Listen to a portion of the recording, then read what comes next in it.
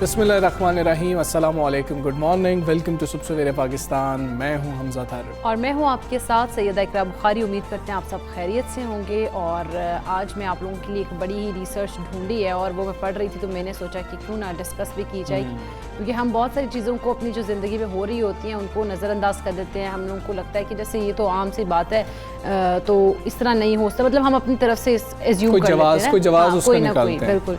तो ये जो अपनी तरह से हम एज्यूम करते हैं, ऐसे नहीं करना चाहिए, क्योंकि एक अमेरिकन यूनिवर्सिटी में एक रिसर्च हुई है और उसके मुताबिक कहा गया है कि जो बार बार मुंह खुश्क हो जाता है या सूख जाता है, तो हम लोग अक्सर औकात ही कह देते हैं कि डिहाइड्रेशन या पानी की कमी वगैरह जो उसकी वजह से हो रहा है। तो हम पानी के जो है ना, अगर हम कमी होती है तो हम पानी का जो वाटर इनटेक है वो ज़्यादा करते हैं। लेकिन उस रिसर्च में ये बात सामने आई है कि ये जो मुँह का खुश्क होना है, ये डायबिटीज़ की सिम्टम्स हो सकते हैं। मतलब कि ये कि आप इनिशियल अगर हम डायबिटीज़ को, उनके लोग कहते हैं ना कि नहीं पकड़ सकते हैं, ये साइलेंट किलर है, लेकिन उन्होंने ये बताया कि जो मुंह का खुश्क होना है बार बार, ये डायबिटीज़ से भी लिंक करता है। तो फौरी अगर आपके साथ किसी में भी कोई ऐसा मसला हो रहा है तो डॉक्टर को चेक करवाएं, क्योंकि डायबिटीज़ के इसी तरह के इश्यूज है वो बहुत ज़्यादा सामने भी आ रहे हैं। देखिए, किसी भी बीमारी की मुख्तलिफ अलामात होती हैं जो हमें पता चलता जाता है, और वो रिसर्च से पता लगता है कि इस बीमारी में ऐसा होता है, इस बीमारी में ऐसा होता है। अगर ये अलामात हों तो ये बीमारी हो सकती है। इसका ये मतलब नहीं है रिसर्च का कि लाजमी तौर पर अगर आपका मुंह खुश्क होता है तो आपको खुदा न खास्ता शुगर हो गई है, आप डायबिटिक हैं, आपको डायबिटीज़ हो गई है, आप बीमारी में मुब्तला हो गए हैं, नहीं।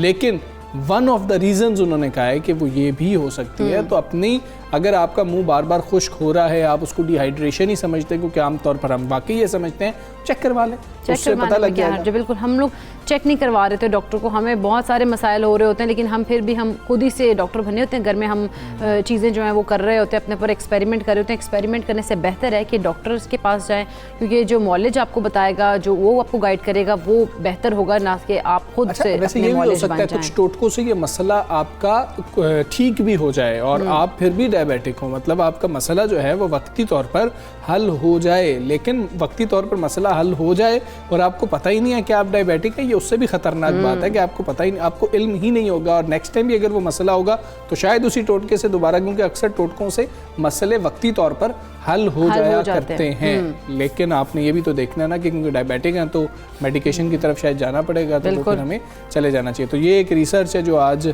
इकरा ने हमारे साथ शेयर की है, बड़ी अहम रिसर्च है। मुंह खुश्क हो जाए तो अपनी शुगर चेक करवा लें, डॉक्टर से रुजू कर लें, ताकि अच्छा हमजा, ये यंगस्टर्स में भी बहुत ज़्यादा उन्होंने कहा कि देखा गया है रिसर्च में, उन्होंने कहा कि जो यंगस्टर्स हैं उनमें भी ये मसाइल देखे गए हैं, और उसके अलावा जो मुअम्मर अफराद हैं उनमें भी। तो मतलब ये कि हम देखें ना कि अगर हम यंगस्टर्स को देख लें तो वो लोगों को अक्सर पेरेंट्स वगैरह या घर में बड़े कहते हैं कि जी ये पानी नहीं पी रहा है, तो इस वजह से डिहाइड्रेशन हो गई होगी। तो हर उम्र के अफराद के लिए है। तो चलें जी, ये एक रिसर्च थी। अभी हम बात कर लेते हैं पेट्रोलियम मसनूआत की कीमतों में जो इजाफा हुआ था, उसके बाद के असरात की, जो असरात हैं वो हर चीज़ पर नज़र आना अब शुरू हो गए, हम देख रहे हैं। बिल्कुल, ये तो हम तो सभी जानते हैं कि जब कभी खुशकिस्मती से पेट्रोल सस्ता होता है तो कोई चीज़ सस्ती नहीं होती है, मगर जब पेट्रोलियम मसनूआत महंगी होती हैं तो सब कीमतें बढ़ाना अपना फ़र्ज समझते हैं। कुछ ऐसा ही हाल ट्रांसपोर्टर्स का भी है, जिन्होंने पेट्रोलियम मसनूआत की कीमतों में हालिया इजाफे के साथ ही किराए भी बढ़ा दिए। हाँ जी, और पेट्रोलियम मसनूआत की कीमतों में इजाफे का इतलाक जुमे और हफ्ते की दरमियानी शब 12 बजे से होते ही तकरीबन हफ्ते की सुबह कराची के ट्रांसपोर्टर्स ने रिक्शा, चिंची, ऑनलाइन टैक्सी सर्विस को भी हमने देखा, और शहर में बराए नाम चलने वाली जो टूटी फूटी बसें हैं और मिनी बसें हैं, उनके किरायों में इजाफा कर दिया और अज खुद बढ़ा दी। बिल्कुल ऐसे। इसके बायस क्या हुआ कि ट्रांसपोर्टर्स और मुसाफिरों में तकरार शुरू हो गई और कहीं कहीं झगड़े भी देखने में आए। उधर मुल्क के मुख्तलिफ अगर शहरों की बात कर लें तो पब्लिक ट्रांसपोर्टर्स ने किरायों में खुद से ही 100 रुपये से 200 रुपये तक का इजाफा कर दिया है। हाँ जी, और महंगाई से परेशान अवाम ये कह रहे हैं कि उन्हें किस जुर्म की सज़ा मिल रही है। आए रोज़ महंगी बिजली और पेट्रोल की कीमतों में इजाफा जो है वो जीना दुश्वार कर रहा है, और अब तो 2 वक्त की रोटी खाना भी मुश्किल हो गया है। आवाम को महंगाई की वजह से बहुत ज़्यादा परेशानियां हैं। अब उसके अक्सर हम देखें, ठीक है आलमी मंडियों की बात कर लें, कीमतें बढ़ी हैं, सब बातें दुरुस्त हैं, लेकिन जो रुपए की बेकदरी हो रही है, जो डॉलर की कदर बढ़ रही है, उससे भी तो बहुत ज़्यादा असर आम आदमी के ऊपर जो आ रहा है। हम अपने नुमाइंदगान से बात करेंगे आखिर सूरत हाल है क्या। लाहौर से फ़हीम अमीन हमारे साथ मौजूद हैं, जबकि कराची से शहराज अहमद हमारे साथ मौजूद होंगे। फ़हीम से पहले बात कर लेते हैं। फ़हीम, बताइएगा अवाम क्या कह रहे हैं और जो किराए बढ़ा दिए गए हैं इस इजाफे के ऊपर उनका मौक़िफ़ क्या आ रहा है ट्रांसपोर्टर्स की जानिब से? हमजा, पेट्रोलियम मसनूआत की कीमतों में इजाफे के असरात जो हैं वो दिखाई देने शुरू हो चुके हैं। पेट्रोलियम मसनूआत की कीमतों के इजाफे का सबसे पहला असर जो है वो किरायों में इजाफे की सूरत में देखने में नज़र आता है और ट्रांसपोर्टर्स की जानिब से 100 से 150 रुपये तक किराए जो हैं उनमें इजाफा कर दिया गया है, जिसकी वजह से शहरियों को काफ़ी मुश्किल का सामना करना पड़ रहा है। दूसरे अजला में जाने के लिए काम वाले लोग जो हैं वो परेशान हैं कि अब एकदम जो है उनकी बोझ पे जेब पर जो बोझ पड़ा है उसको वो कैसे संभालेंगे। पेट्रोलियम मसनूआत की कीमतों में इजाफे के साथ ही जो अशिया जो हैं मंडियों में आती हैं उनकी कीमतों में भी इजाफा देखने में नज़र आ रहा है। सब्जियों की कीमतों में इजाफा हो रहा है, दूध की कीमतों में इजाफा हो रहा है, जबकि गुड्स ट्रांसपोर्टर्स की जानिब से भी 15 से 20% किरायों में इजाफे के हवाले से प्लानिंग कर ली गई है और फैक्ट्री मालकान को इस हवाले से बता दिया गया है कि अब किरायों में इजाफा ज़रूर होगा। जबकि दूसरी जानिब जो बस मालकान हैं उनकी जानिब से ये कहा जा रहा है कि जो हालिया इजाफा है उसके बाद अगर वो किरायों में इजाफा भी कर देते हैं तो उसके बावजूद भी उनके अखराजात पूरे नहीं होते। हुकूमत कोई सब्सिडी दे और कोई ऐसी स्कीम लेकर आए कि वो अपना कारोबार जारी रख सके, नहीं तो उनका ये कहना है कि वो कारोबार बंद कर देंगे, अड्डों को ताले लगा देंगे, क्योंकि जिस कदर महंगाई हो गई है इस महंगाई में उनके लिए अपनी बसें चलाना जो है वो इंतहाई नामुमकिन हो चुका है। और आज इस हवाले से एक अहम इजलास भी तलब किया गया है जिसमें फ़ैसला किया जाएगा कि अगर हुकूमत जो है अपने फ़ैसले पर नज़रसानी नहीं करती, कोई सब्सिडी की पॉलिसी नहीं लेकर आती तो बसों को बंद कर दिया जाए। ठीक है फ़हीम, साथ ही मौजूद रहिएगा। कराची से शहराज अहमद भी हमें ज्वाइन कर चुके हैं। शहराज, आप बताइएगा कि कराची में पब्लिक ट्रांसपोर्ट के जो किराए हैं उसमें कितना ज़्यादा इजाफा हुआ है और शहरी इस पर क्या कह रहे हैं?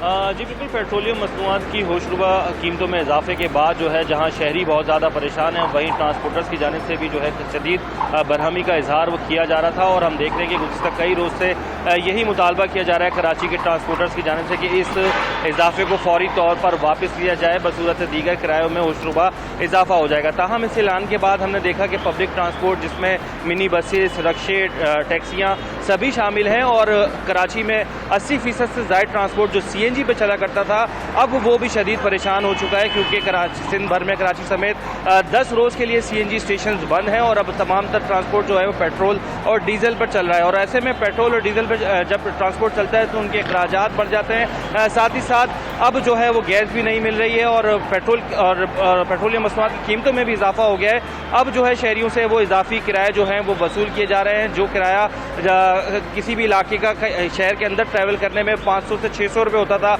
अब जो है वो 800 रुपये तक पहुंच गया है। रिक्शा ड्राइवर्स और टैक्सी ड्राइवर जो हैं वो मनमाने किराए वसूल कर रहे हैं। इसके अलावा बसेस के किरायों में भी 10 से 15 रुपये का इजाफा देखा जा रहा है और अज खुद इजाफा जो है वो किया जा रहा है, क्योंकि ट्रांसपोर्ट एसोसिएशन की जानिब से तो इस हवाले से कोई ऐलानात नहीं किए गए थे, लेकिन हम देख रहे हैं कि बस मालकान ने अपने तौर पर जो है वो किराए बढ़ा दिए और इस वजह से गरीब तबका जो कि बड़ी सवारी अफोर्ड नहीं कर सकता, रिक्शा और टैक्सी अफोर्ड नहीं कर सकता, बसों में गुजर बसर करता था, अब उसके लिए बसों के किराए भी बढ़ चुके हैं। साथ ही साथ इंटरसिटी बस सर्विसेज के किराए भी जो हैं वो 150 रुपये से 200 रुपये तक बढ़ चुके हैं। अब अंदरून सिंध जाने के लिए शहरी जहां 700 से 800 रुपये फी पर्सन किराया देते थे, अब जो है वो 1000 रुपये और 1100 रुपये उनसे तलब किया जा रहा है। इसके अलावा गुड्स ट्रांसपोर्टर्स की जानिब से भी हुकूमत को 72 घंटे का अल्टीमेटम दिया गया और बताया गया कि अगर उन्होंने किराए पेट्रोलियम मसनूआत की कीमतों में कमी ना की तो वो मुल्क गिर हड़ताल पर भी जा सकते हैं और साथ ही साथ 20% जो किराए हैं गुड्स ट्रांसपोर्ट्स के वो भी बढ़ा दिए जाएंगे। तो इससे देखा जा सकता है कि ये तमाम तर चीज़ें होंगी तो महंगाई का एक नया तूफान जो है वो बर्पा हो जाएगा। खाने पीने की अशिया समेत फैक्ट्रियों को खाम माल फराम करने वाले ट्रांसपोर्टर्स उनके किरायों में जब इजाफा होगा तो जाहिर सी बात है कि तमाम तर अशिया जो है वो महंगी होना शुरू हो जाएगी। बहुत शुक्रिया आपका शहराज, आप हमें आगाह कर कराची की सूरत हाल क्या है, फ़हीम ने हमें लाहौर की सूरत हाल जो है उसके बारे में आगाह रखा। अब बात करेंगे कराची ट्रांसपोर्ट इत्तेहाद के चेयरमैन इरशाद बुखारी साहब हमारे साथ मौजूद हैं, सारे मामले पर उनसे गुफ्तगू करते हैं। बुखारी साहब अस्सलाम वालेकुम, गुड मॉर्निंग। बुखारी साहब, अब आज खुद जो है इजाफा कर दिया गया है, ट्रांसपोर्ट इत्तेहाद की जानिब से भी कोई अभी तक मौक़िफ़ सामने आया कि किरायों में इजाफा कर रहे हैं, नहीं कर रहे हैं? मैं आपका शुक्रगुजार हूँ मेरा मौक़िफ़ जानने के लिए आपने मुझसे रब्ता किया। मैं बरखुदार शराज की बातें सुन रहा था अभी, थोड़ा सा फ़र्क है बात में। रिक्शा टैक्सी जो हैं वो कराची ट्रांसपोर्ट इदाद के कंट्रोल में नहीं हैं, आज़ाद हैं। चिंची रिक्शा या तो CNG रिक्शा गैर कानूनी जो कराची में चल रहे हैं उनमें तो इजाफा हो सकता है, लेकिन जहाँ तक इन्होंने बसों मिनी बसों की बात की है मैं मुकम्मल तरदीद करता हूँ। हमने परसों कराची बस ओनर एसोसिएशन जो एक तंजीम है कराची ट्रांसपोर्ट इदाद की, उसका भी इजलास किया, मजम्मत की, गाड़ियाँ खड़ी करने की बात की, लेकिन अभी बसों मिनी बसों में कोचेज़ में बिल्कुल हमने इजाज़त नहीं दी इजाफा करने की कतन भी। अगर कोई ले रहा है तो मेरे ख्याल में ये गलती पे है, लेकिन आगे चल के ये होगा कि आज हमारा कराची ट्रांसपोर्ट इदाद का हंगामी इजलास है। जिस तरह अभी लाहौर वाले बरखुरदार ने कहा कि ट्रांसपोर्टर कराची के भी गुड ट्रांसपोर्टर मुझसे रब्ता कर रहे हैं, हो सकता है कि वो भी हमारे इजलास में शामिल हो जाएं। हम मुल्कगीर हड़ताल की बात हो रही है, हम हुकूमत वक्त से हाथ जोड़ के मुतालबा करते हैं कि 10.5 रुपये जो हैं वो 12.5 रुपये डीजल जो कि गुड्स ट्रांसपोर्ट और बसें डीजल इस्तेमाल करती हैं। हमारी कराची की बसें जो CNG पे थी, CNG के मुकम्मल 10 रोज बंद होने से या नागा होने से दोबारा कन्वर्ट हो रही हैं डीजल पे, लेकिन फिर उफ्ताद ये पड़ गई है कि 12.5 रुपये फी लीटर और पेट्रोल जो है वो रिक्शा टैक्सी वाकई इस्तेमाल करता है। ये मैं ये कहना चाह रहा हूँ, खुदारा हमें कोई शौक नहीं है किराया बढ़ाने की।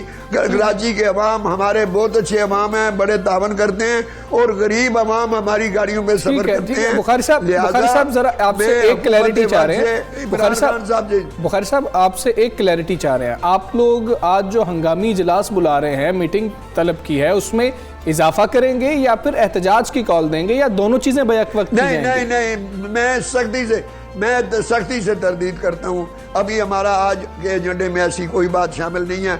अगर शामिल है तो एहतजाज है, और मैं एहतजाज की बात ये करूँ कि अब हड़ताल की बात नहीं होगी, गाड़ियाँ ऑटोमेटिक खड़ी हो जाएंगी, गुड्स वाले भी खड़ी कर देंगे। देखें अब जब डीजल पेट्रोल की कीमतें बढ़ती हैं तो जूते हमारे ड्राइवरों कंडक्टरों को बढ़ते हैं, हुकूमत को नहीं बढ़ते। इमरान खान साहब खुदा के लिए इस कौम पे रहम करें। आपको बुखारी साहब, लेकिन जिस तरह से जब कहा जाता है कि पेट्रोल की कीमतें बढ़ रही हैं तो ये कहा जाता है कि आदमी मंडी में क्योंकि बढ़ रही है तो इसलिए पाकिस्तान में भी उनको मजबूरन करना पड़ रहा है, तो फिर इसमें मोरद इल्जाम हुकूमत को ठहराना? नहीं जी, मैं मोरद इल्जाम ठहराऊंगा। मैं 47 साल से लीडरी कर रहा हूँ और मैं जनरल मुशर्रफ के दौर को आफरीन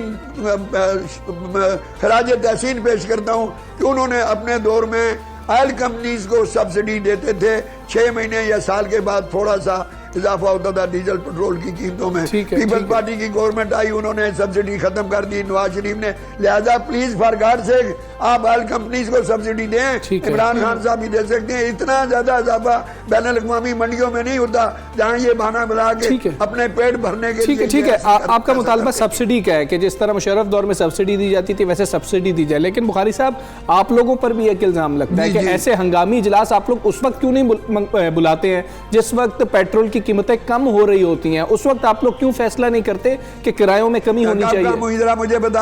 मुझे बता दें फॉर गॉड सेक, आप 2016 के बाद बता दें, कोई रिकॉर्ड में आ जाए तो मैं मुजरम हूँ। 5 साल में कोई कीमतें कम नहीं हुई। अभी पीछे 2 रुपए कमी हुई थी बुखारी साहब, लेकिन उस वक्त कम नहीं किए गए थे। आप यार पीछे यार ये आप मफरूजों में बात करते हैं, मैं कहता हूँ रिकॉर्ड सामने लाएं, मैं मुजरम। 5 साल में अगर कीमतें कम हुई हों। ठीक है बुखारी साहब, आपको अभी रिकॉर्ड भी आपके साथ शेयर करते हैं, एग्जैक्ट नंबर्स के साथ शेयर करते हैं, लेकिन ये इल्ज़ाम तो बहरहाल आप लोगों पर है कि जिस वक्त कीमतें कम होती हैं उस वक्त कोई किसी चीज की कीमत कम नहीं हो रही होती है। ट्रांसपोर्टर्स की बात कर रहे होते हैं आप कमरों में बैठ के बात कर रहे होते हैं। मैं ओपन माइंडेड आदमी हूँ, सारा टीवी वाले बच्चे मुझे जानते हैं, मैं सच बोलने वाला आदमी हूँ। अगर ठीक है बुखारी साहब, लेकिन अब कुछ हुकूमत से मुज़ाकरात करेंगे या नहीं करेंगे? आप मुज़ाकरात क्या करेंगे? मुज़ाकरात ये हुकूमत मुज़ाकरात किससे करती है? हमें कराची के लिए 1100 अरब इमरान खान साहब ने पैकेज दिया और उनके गवर्नर को अभी तक तौफीक नहीं हुई कि कराची ट्रांसपोर्ट इदाद जो कि नुमाइंदा थ्रू आउट पाकिस्तान जमात है इस्लामाबाद तक मुझे बुला के मुझसे कोई मशवरा ले लें कि क्या करें क्या नहीं करें। ये तो नवाब लोगों की हुकूमतें होती हैं, ये शहजादों की हुकूमतें होती है, गरीब लोगों की हुकूमतें तो नहीं होती। ठीक है बुखारी साहब, 31 अगस्त 2021 को हुकूमत ने ₹1.50 फी लीटर पेट्रोल की कीमत कम की थी। बुखारी साहब,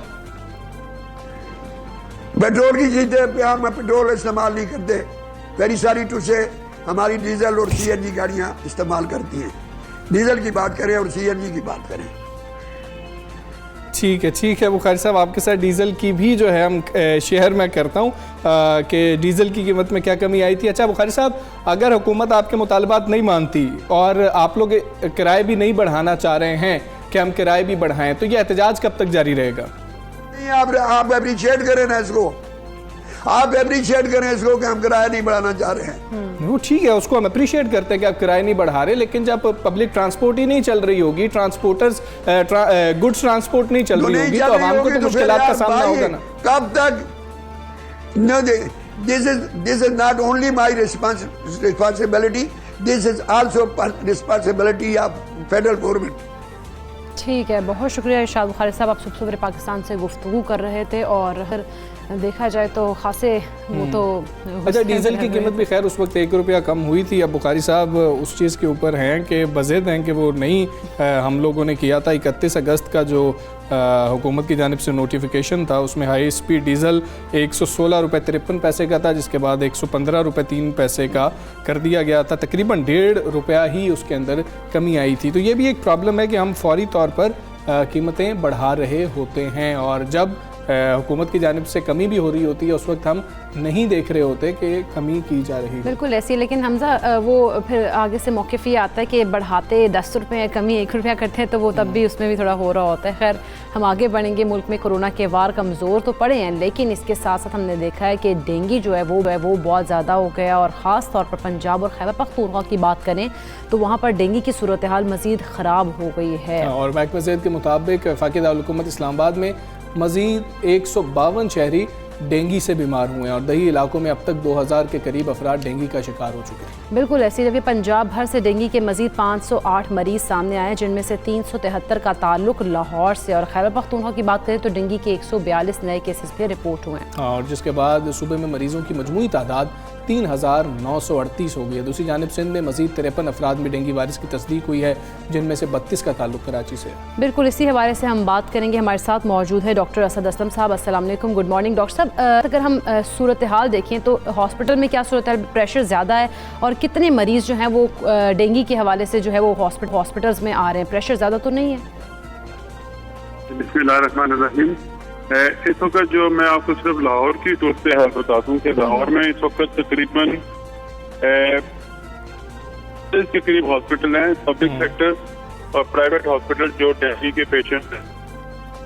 और इस वक्त लाहौर में जो डेंगू के बेड की तादाद है वो 1729 है। ठीक है। इस वक्त 931 मरीज इस लाहौर में हैं और हमारी जो ऑक्यूपेंसी बेड की है वो तकरीबन 53% है। लेकिन इन 931 पेशेंट में से 325 जो हैं वो सस्पेक्टेड हैं और 346 जो हैं जो प्रोबेबल हैं, जिनका मोस्ट लाइकली ये डेंगू ही होंगे जब तक इनका KNS1 टेस्ट नहीं आ जाता है। जबकि 309 केस हैं जो कंफर्म केस हैं जो लाहौर में दाखिल। ठीक है। हमने डेंगू फील्ड हॉस्पिटल भी बनाया है लाहौर में, जिसकी कैपेसिटी 340 बेड है और ये तकरीबन इसको 8 दिन हो गए हैं इस हॉस्पिटल को हमने शुरू किया हुआ है और इसमें तकरीबन 1600 मरीज आउट पेशेंट में आई हैं और 70 मरीजों का free of cost blood test किया गया है और 222 एडमिशन इस वक्त हो चुके हैं वहाँ पर। और इस वक्त हमारे पास वहाँ पर 30 मरीज दाखिल हैं, बाकी सेहतयाब होके ठीक है उनको हमने टीचिंग अस्पताल में रेफर किया। अच्छा ठीक है डॉक्टर साहब, डेंगू केसेस में इजाफे की वजह अभी तक क्या समझ आई है? मतलब एक माहिरीन सेहत जैसे ये भी बात कर रहे हैं कि शायद हमारा कोरोना के ऊपर इतना ज़्यादा फोकस था, जोर था, जिसकी वजह से ऐसे इंतजामात ही नहीं बैक वक्त किए गए, जिसकी वजह से डेंगू के इतने केसेस सामने आए हैं। आप दुरुस्त समझते हैं इस मौके को?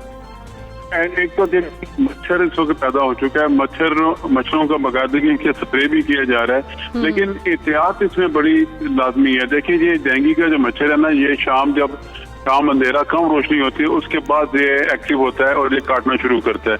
हमने कल भी एक्सपो सेंटर में खड़े थे, लोग आ रहे थे बगैर हाफ स्लीव के साथ, उनके बाजू नंगे थे, कई तो बच्चे आ रहे थे जो यंगस्टर हैं वो शॉर्ट्स में भी आ रहे थे।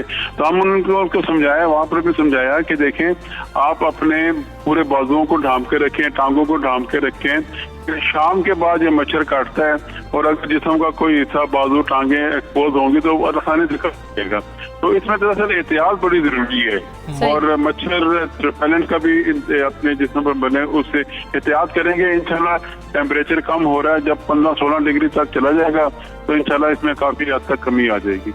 बिल्कुल ठीक है डॉक्टर साहब, बहुत शुक्रिया आपका। सबसे पहले पाकिस्तान आप बात कर रहे थे और टेम्परेचर अगर 15 तक आ जाएगा, जिस तरह से हम देख रहे हैं कि सर्दियों की जानिब बढ़ रहे हैं, तो उसी से ही उम्मीद रखी जा रही है कि फिर मच्छर जो है वो सर्दी में वो ख़त्म हो जाता है। तो इसलिए इंतज़ार अब करें मौसम को, क्योंकि सूरत हाल थोड़ी ख़राब हो चुकी है। लेकिन अभी केसेस हैं और अगर आपको अच्छा टेस्ट के ऊपर एक चीज़ है जो मैंने ये नोटिस किया कि टेस्ट करवाने के लिए अगर आप डेंगू का किसी भी लैब के पास जा रहे हैं तो वो कह रहे हैं कि किसी प्रैक्टिशनर ने आपको लिख के दिया हो कि आपको डेंगू की अलामात है तो फिर टेस्ट किया जाएगा। तो ये भी एक वो चीज़ है कि जो जाके टेस्ट करवाना चाह रहा है उसको उस तरह से सहूलत भी नहीं मिल रही है। तो इस मामले के ऊपर भी इंतज़ामिया को लाजमी तौर पर देखना चाहिए। हम एक ब्रेक लेते हैं, ब्रेक के बाद वापस आएंगे। Stay with us.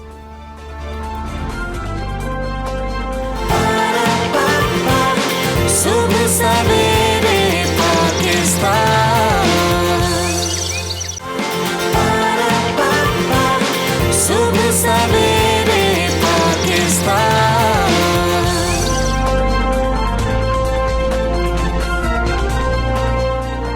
Back to सुबह सवेरे पाकिस्तान। कुछ ट्रक आर्ट की बात करेंगे और पाकिस्तान की अगर ट्रक आर्ट की बात करें तो सजावट अपनी मकबूलियत के बायस बाकायदा आर्ट की एक शक्ल इख्तियार कर ही चुकी है और ट्रक्स के पीछे आम तौर पर हम देखते हैं कि कौमी हीरोज़ की तस्वीर बनी होती हैं, मगर मारूफ समाजी कारकुन समर मिनल्लाह ने इस आर्ट को तामीरी मकसद के लिए इस्तेमाल किया हमजा और सबको हैरान कर दिया। उन्होंने मुल्क में समाजी मसाइल ख़ास तौर पर ख़वातीन और बच्चों के हुकूक के हवाले से ट्रक आर्ट को कामयाबी से इस्तेमाल किया। उनकी इस काविश का एतराफ़ आलमी सतह पर भी किया गया, उन्हें कॉमनवेल्थ इनोवेशन के अवार्ड से नवाजा गया। क्या बात है। समर जो है वो कॉमनवेल्थ ममालिक से ताल्लुक़ रखने वाले उन 15 अफराद में से एक हैं जिन्होंने चैलेंजेस से निमटने के लिए जदीद हल तलाश करके ये एजाज़ हासिल किया है। अच्छा, समर ने बड़ा ही अच्छा काम और समाजी मसाइल की तरफ तवज्जो दिलाने के लिए जो ट्रक आर्ट का है इस्तेमाल किया। समर हमारे साथ मौजूद हैं, उनसे हम भी करेंगे। अस्सलाम वालेकुम समर, गुड मॉर्निंग। बड़ा ही मुनफरिद आइडिया है और हमने हमेशा अताउल्लाह खान ईसा खेलवी साहब की जो है ना तस्वीर वैसे ज़्यादातर देखी हैं ट्रक के पीछे, और छोटे होते हुए ख़ुद भी पूछा करते थे कि ये शख्स कौन है, तो पेरेंट्स बताते हैं, तो बच्चों पर तो वाज़े तौर पर बड़ा असर पड़ता है ट्रैवल करते हुए जब ट्रक के पीछे चीज़ होती है। आपको ये आइडिया कहाँ से आया कि इसको समाजी मसले के हल के लिए भी तो इस्तेमाल किया जा सकता है? जी बहुत शुक्रिया जी के प्रोग्राम में मुझे बुलाने के लिए। मुझे हमेशा से कल्चर में बहुत ज़्यादा इंटरेस्ट था। मैं एंथ्रोपोलॉजिस्ट हूँ और मैंने बाहर से एंथ्रोपोलॉजी में एमफिल किया है और एंथ्रोपोलॉजी में जो बहुत अहम चीज़ होती है वो ये होती है कि आप कल्चर्स या जो भी रसूमात हैं उनको समझें, उनको स्टडी करें और इंस्टेड कि आप उन पे जज करें तो उनको समझने की कोशिश करें। तो मेरे लिए हमारा जो कल्चर है वो हमेशा मैं समझती हूँ वो एक बहुत अहम हम लोगों का एक टूल है जो कि इस्तेमाल हो सकता है, जिसमें बहुत कमजोरियां भी हो सकती हैं लेकिन जो स्ट्रेंथ्स हैं उसको मैं हमेशा इस्तेमाल करती हूँ। उसी में जब मैं पेशावर में रहती थी तो जो ट्रक आर्टिस्ट के अड्डे में जाती थी वहाँ हयात खान है जी, जिनके बगैर मैं ये काम कभी नहीं कर सकती थी।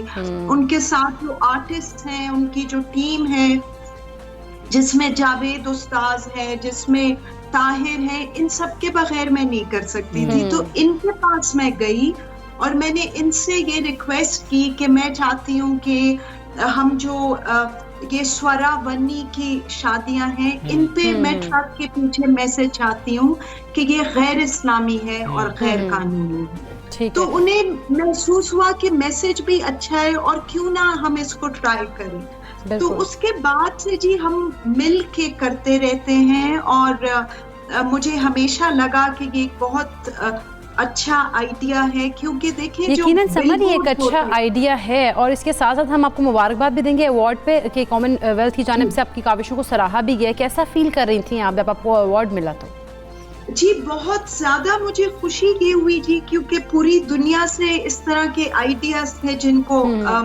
जिनमें से उन्होंने चूज किया था और उसमें से हम लोगों का ट्रक आर्ट का था। तो उसमें जैसे मैंने आपको पहले कहा, ये अकेले मेरा नहीं है कि जब तक मेरे साथ ये सब लोग ना हो, वो ट्रक ओनर्स ना हो जो कि इजाजत देते हैं कि आप मेरे ट्रक के पीछे ये कर लें, तो हम नहीं कर सकते। तो मेरे ख्याल से ये हम सब के लिए बहुत ऑनर की बात है जी।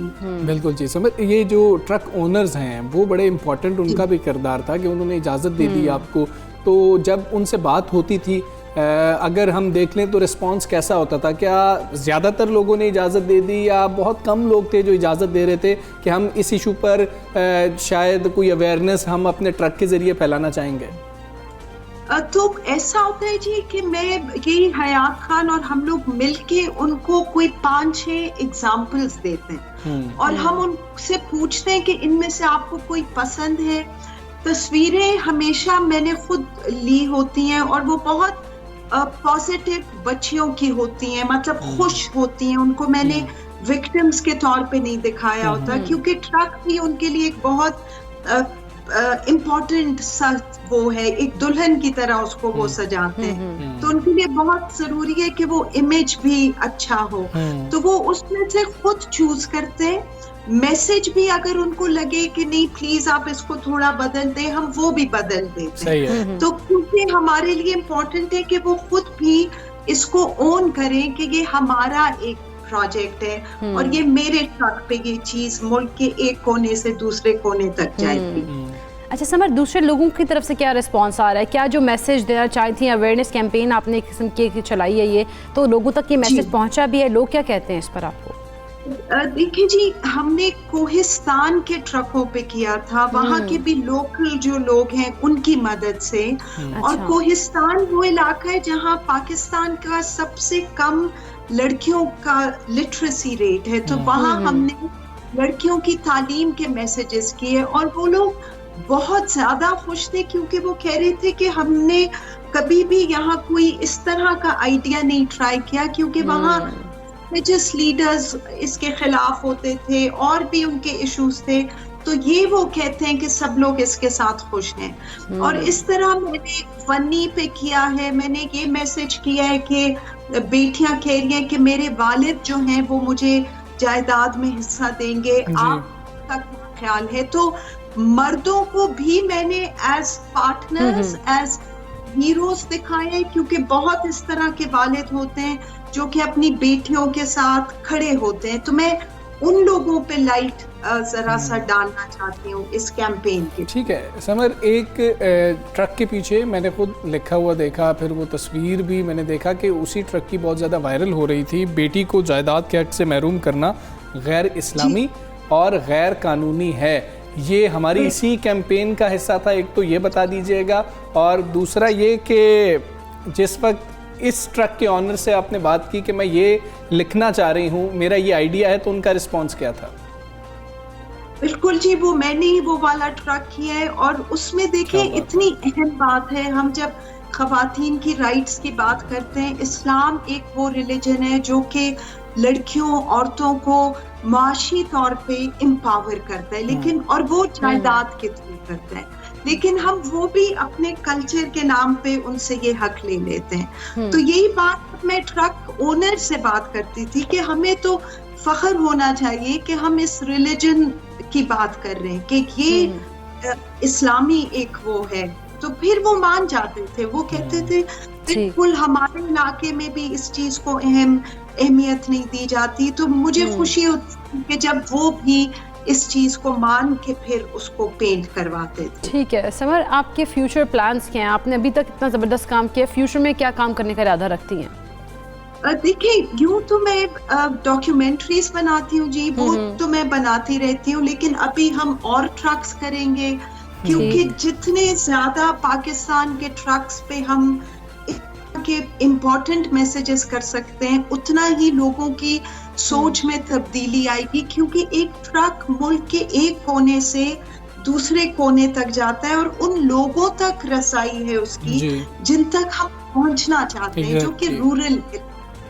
तो जितना ज्यादा हो सके जी मैं इंशाल्लाह करूंगी। क्या बात है, बड़े ही बेहतरीन अज़ाइम है आपके। अच्छा समर, ये बता दीजिएगा, आज तो बड़े जदीद तरीके हैं, हम उनके थ्रू कोशिश करते हैं, सोशल मीडिया कैंपेन्स चलाने की कोशिश करते हैं कि जी के उससे बहुत ज़्यादा फ़ायदा होता है, हम हर घर तक पहुंच जाते हैं, लेकिन ये जदीद तरीका नहीं है, ये तो कदीम तरीका है, पुराना तरीका है। लेकिन उसके अंदर इनोवेशन लेकर आना और फोकस ये कि ये हर शख्स की, शायद उस शख्स की गली से गुजरता है जिस शख्स तक हम जवाब ये मैसेज पहुंचाना चाह रहे हैं। तो आपको क्या लगता है कि हम जदीद तरीकों का शायद दुरुस्त इस्तेमाल नहीं कर रहे, या पुराने तरीकों के अंदर इतनी अभी गुंजाइश मौजूद है कि उन्हीं को एक्सप्लोर किया जा सकता है?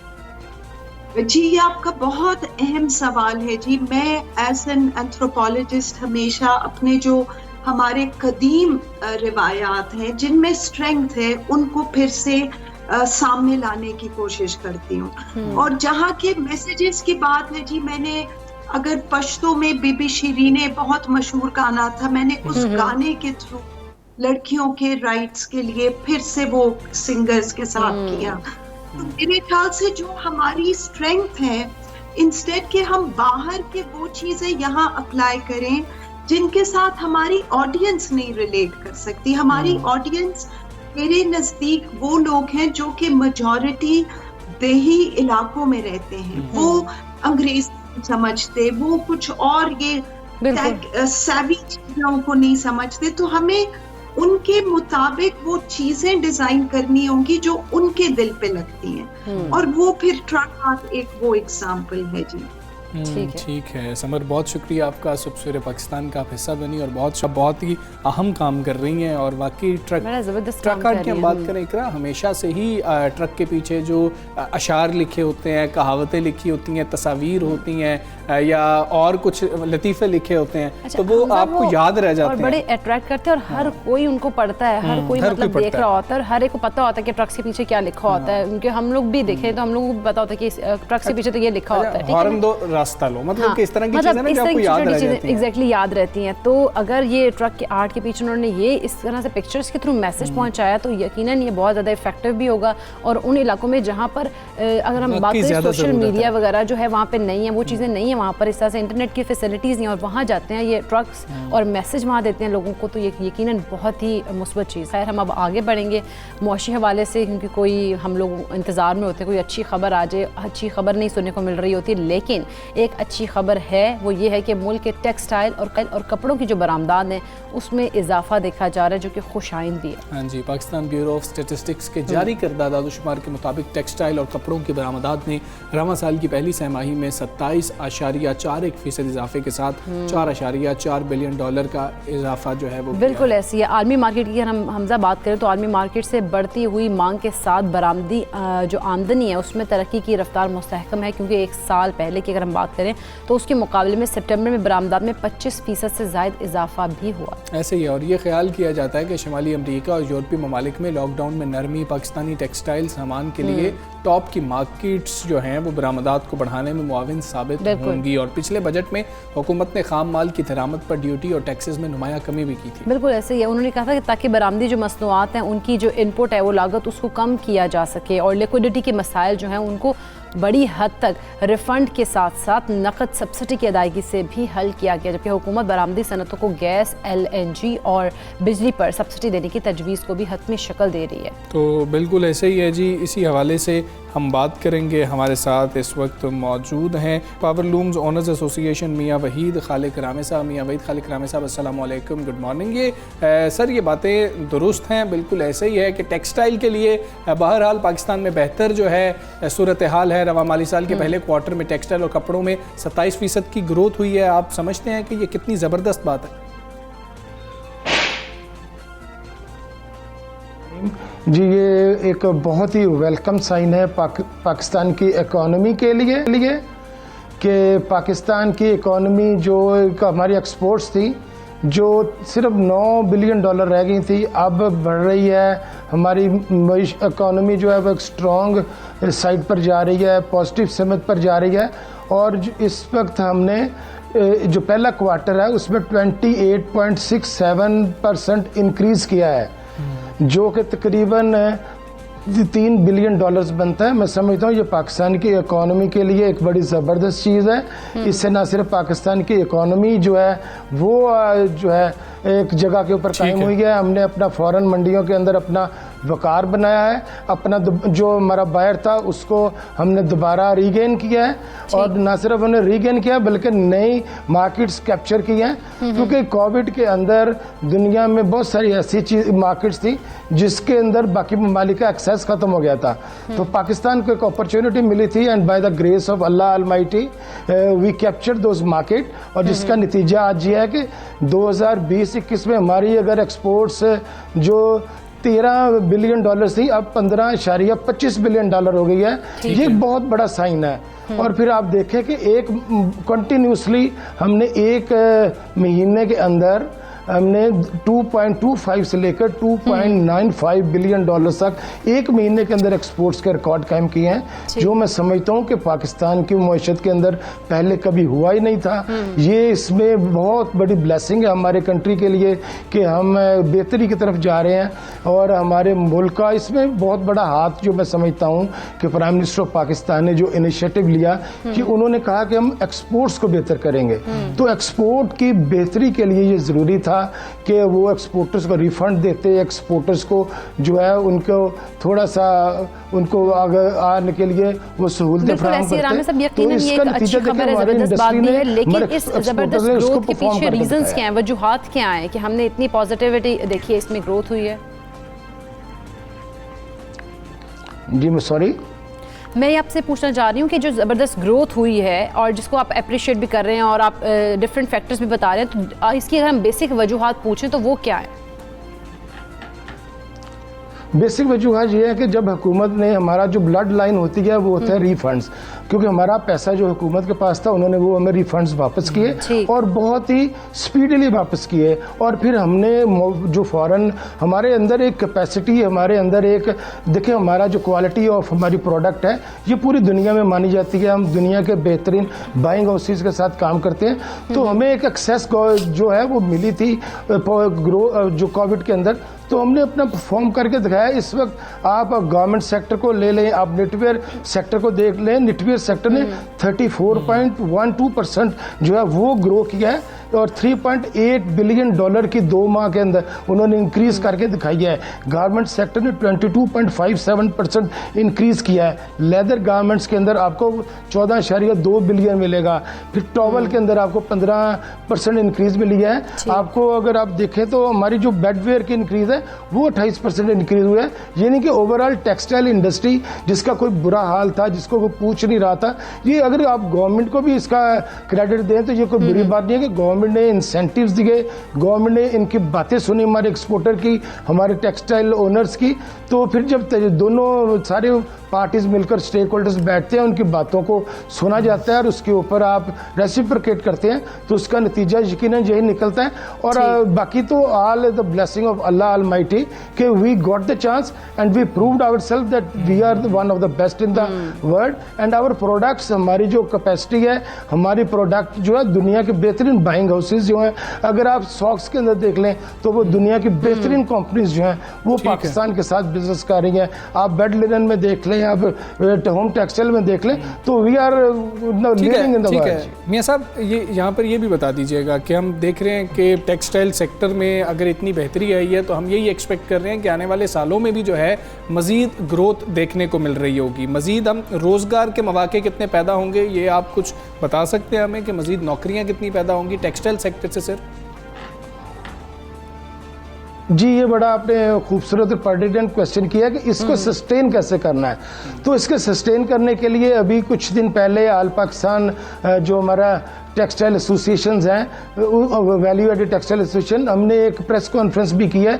गवर्नमेंट को हमने कहा कि इस ग्रोथ को सस्टेन करने के लिए हमारा जो रॉ मटेरियल है जिसको हम यार्न कहते हैं, तो यार्न की अवेलेबिलिटी को हमें एक्सपोर्टर्स के लिए, लोकल मार्केट के लिए बेहतर करना होगा, क्योंकि लोकल मार्केट जो है वो आपको जो है रॉ मटेरियल आपका देते हैं, तो वो आप वैल्यू ऐड करके आगे एक्सपोर्ट करते हैं। तो यार्न की जो इंपोर्ट के ऊपर या कॉटन के इंपोर्ट के ऊपर जो ड्यूटीज़ हैं वो पहले 10% इसको 5% किया गया, जिसको रज़ाक दाऊद साहब ने कहा था कि इसको हम 0 कर देंगे, तो उसको ड्यूटी फ्री करना चाहिए। और जो यार्न और कॉटन की इंपोर्ट को ड्यूटी फ्री करेंगे ताकि हमें ज़्यादा मौके मिले। और दूसरा, चूँकि हमारी कॉटन की प्रोडक्शन जो है पिछले साल की निस्बत बहुत बेहतर हुई है, तकरीबन हमने 20 मिलियन बेल्स गेन किया है, लेकिन अभी भी गैप है हमारी डिमांड और हमारी जो है उसमें तकरीबन 4 मिलियन बेल्स का, तो उसको कवर करने के लिए हमें ड्यूटी फ्री यार्न चाहिए ताकि हम एक्सेल कर सकें मार्केट में। इस वक्त चाइना और बांग्लादेश और इंडिया उसके फ़र्क को जो है इस तरह से मीट किया जा सके। लेकिन वो कह रहे हैं कि बहुत खुशाइंद है कि जो पॉलिसीज़ बनाई गई हैं इसको सस्टेन करना ही असल जो है हमारे लिए अब इम्तिहान होगा। मियाँ वहीद खालिक नामी साहब, बहुत शुक्रिया आपका। सुबह सवेरे पाकिस्तान से आप बात कर रहे थे। हम यहाँ पर एक ब्रेक लेते हैं, ब्रेक के बाद वापस आएंगे। Stay with us.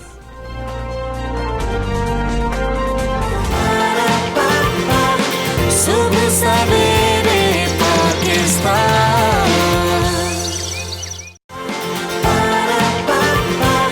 सुबह सवेरे पाकिस्तान। महंगाई के जाल में बुरी तरह फंसी हुकूमत की मुश्किलात में मज़ीद इजाफा करने के लिए अपोजिशन भी पर तोल रही है। अपोजिशन जमातों ने पूरी कुव्वत के साथ हुकूमत मुखालिफ एहतजाज की गाड़ी चलाने का ऐलान किया। अच्छा, PDM ने मुल्क भर में महंगाई के खिलाफ एहतजाज का ऐलान किया और मौलाना फजलुर रहमान ने इस्लामाबाद में हंगामी प्रेस कॉन्फ्रेंस की और कहा कि आम आदमी की चीखो पुकार आसमान को पहुँच रही है, आए रोज़ महंगाई में इजाफा भी हो रहा है। अच्छा, उन्होंने कहा कि अगले 2 हफ्तों के लिए पूरे मुल्क में हम मुजाहिरे करने के लिए जा रहे हैं। बिल्कुल, उन्होंने क्या कहा आपको वो सुना देते हैं। 12 रबीउल अव्वल की तकरीबात से फारिग होने के फ़ौरन बाद मुल्क भर में हर ज़िली हेड क्वार्टर पर मुजाहिरे किए जाएंगे।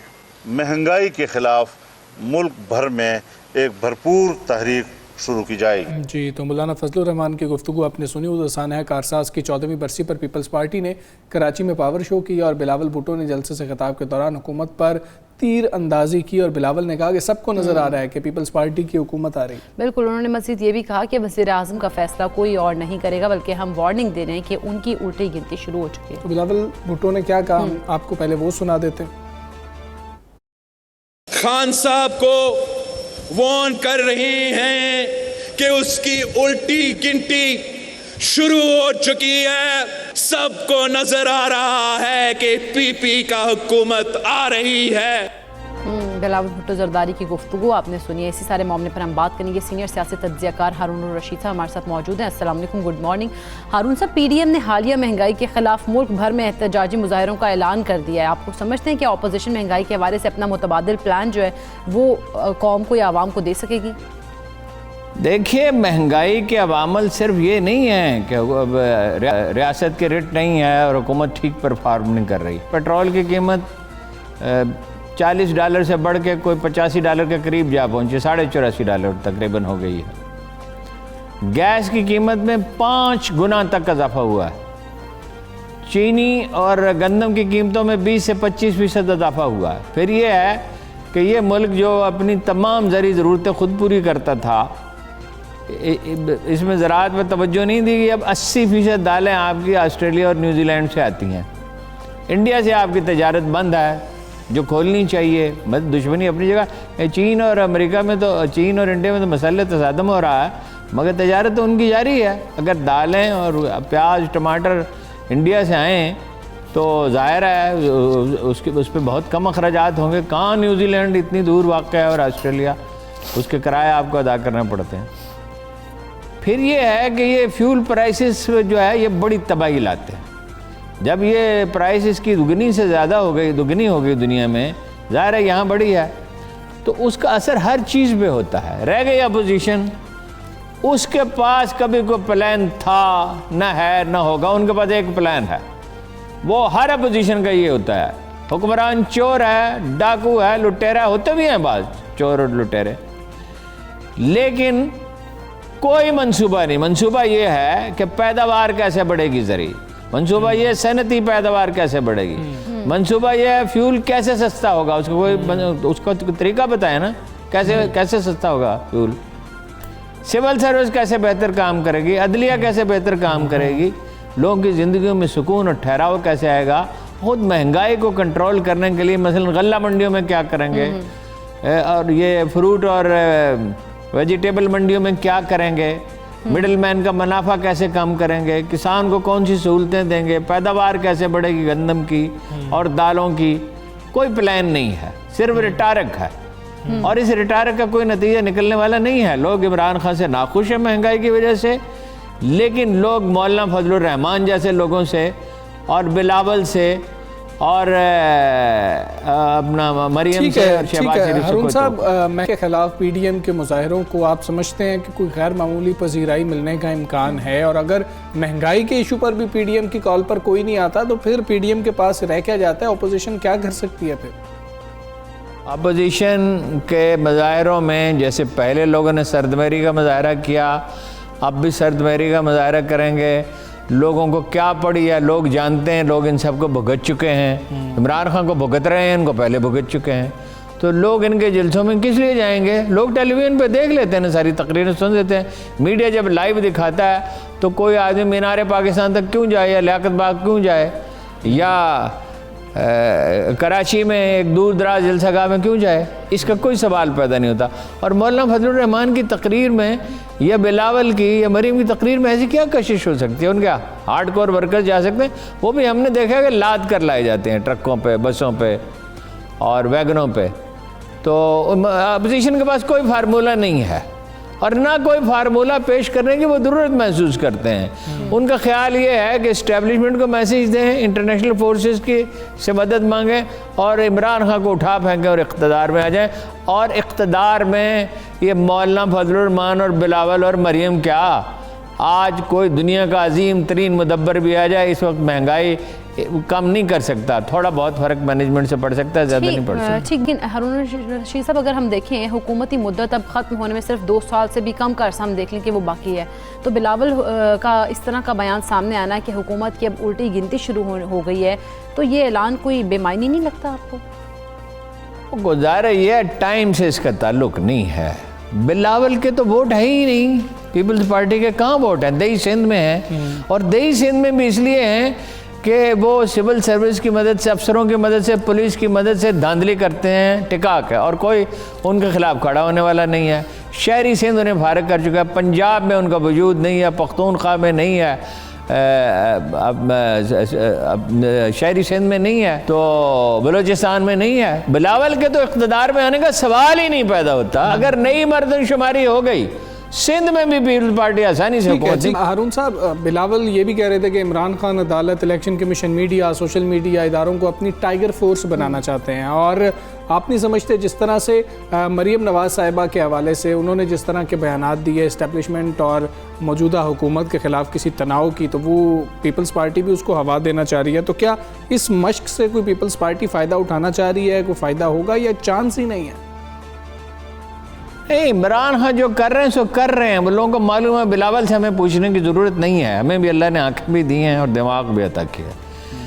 लेकिन ये क्या करेंगे? ये सिंध में क्या कर रहे हैं? 13 बरस से कूड़े के ढेर पड़े हुए हैं, पानी फिल्टर किए बगैर समंदर में जा रहा है, जिससे अभी हयात ख़त्म हो रही है। अस्पतालों का हाल बुरा है, 1 लाख असातिज़ा ऐसे हैं जो किताब नहीं पढ़ सकते। सरकारी दफातर में रिश्वतस्तानी की कोई हद नहीं है, एक खाक रूप तक रिश्वत के बगैर भर्ती नहीं होता है, और थर में लोग भूख से मर जाते हैं।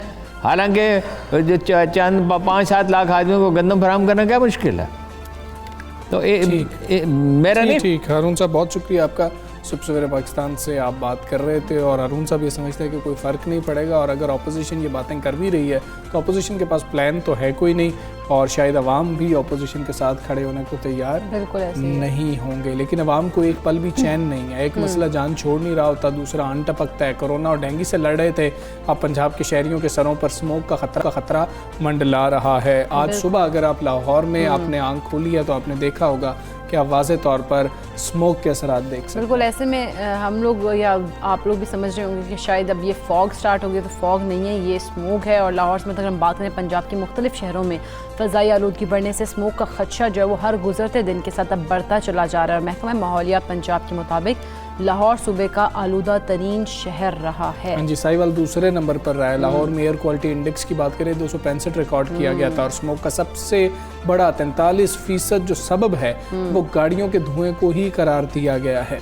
बिल्कुल ऐसे हमजा अगर हम भट्टों की बात करें, फैक्ट्रियों की बात करें तो उनका धुआं जो कहते हैं कि 20% है, जबकि चावल की बाक़ियात जलाने का जो धुआं है वो 8% स्मोक का सबब बना है। अगर हम दूसरी जाने बात करें पाकपतन और उसके मज़ाफ़ात में फसलों की बाक़ियात को आग लगाने का सिलसिला जारी है। और हुकूमत पंजाब की वाज़ेह हिदायत के बावजूद फसलों की बाक़ियात को जलाया जा रहा है, जबकि इंतज़ामिया और महकमा माहौलियात की चश्मपोशी के बायस स्मोक का ख़तरा भी बढ़ता हुआ नज़र आ रहा है। माहिरीन ये कह रहे हैं कि आलूदा फ़ज़ा से लोग फेफड़ों के मरज़ में मुब्तला होते हैं। स्मोक का आसान शिकार आंखें हैं जिन पर ये फ़ौरी असर करके उन्हें मुतासर कर रही होती है। अच्छा, लोग अब मास्क तो चले लगा रहे हैं, उससे शायद आदत भी चले हो गई है, स्मोक के लिए भी लगा लेंगे, लेकिन जो आंखों वाला मसला ये भी बड़ा संजीदा है। आंखों वाला मसला भी बहुत ज़्यादा है, क्योंकि हमजा स्मोक से आंखों में एलर्जी हो जाती है, आंखें सुर्ख हो जाती हैं, पानी बहता रहता है, चुभन होती रहती है।